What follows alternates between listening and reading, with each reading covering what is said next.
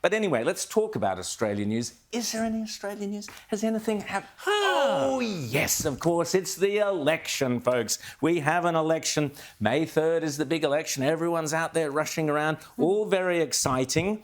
Yesterday, a couple of things, Rita, that caught all our eyes. One was the heckling of Albanese. Watch this. Rita, tell us what happened.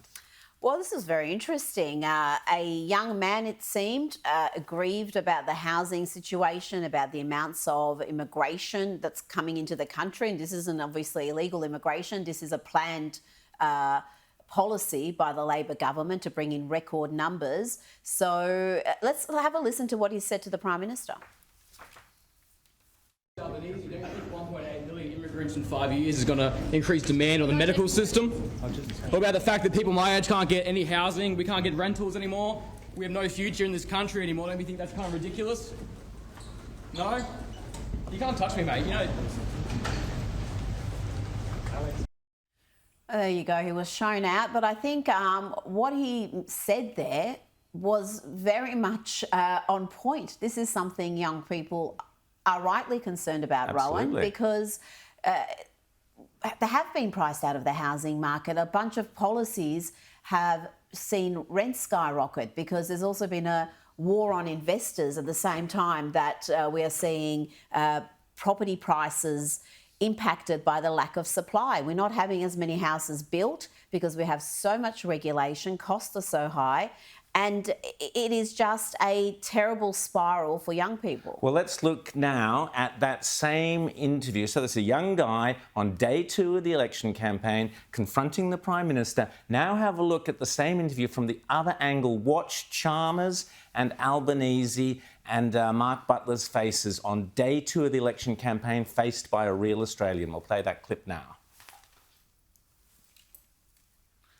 OK, so we actually hear the same thing, the same questions being asked, and the three of them are clueless, like the three monkeys sitting there, James. Hear no evil, see no evil, speak no evil. And look at the Prime Minister's face, completely clueless on the second day of the election campaign, confronted by a real Australian with real concerns. Rowan, you know, this young person, his concerns are, I think, legitimate. And, you know, note also, let's note a couple of things. Number one, this person asked a question in a way that was not like some screaming climate protester like the ones who've been heckling Peter Dutton along the way. This was a respectful question and a passionate question. But the fact is, that kid is right.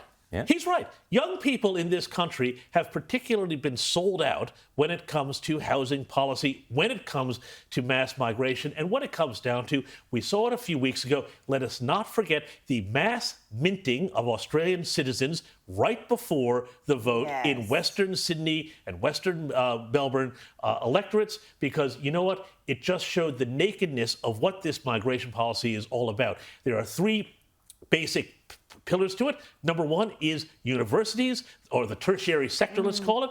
Number two is big business. And number three is the Labor Party. They want votes. They want these votes that come from mass migration. And young people, young Australians, are getting left out in the cold. I think it's a disgrace. Well, yeah, they are recruiting voters because certain migrant groups, a lot of migrant groups have traditionally backed Labor. I think that can change. It may be something they regret, and we've seen this in the US where Democrats have a very permissive policy to illegal immigration because at some point they hope that these people become fast-tracked to citizenship, and it's a new voter base. And when you're talking about millions of people in the US, it can have an impact. But guess what?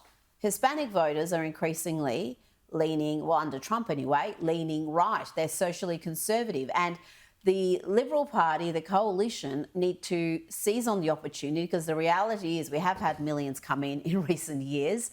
They're here. A lot of them are on the path to citizenship.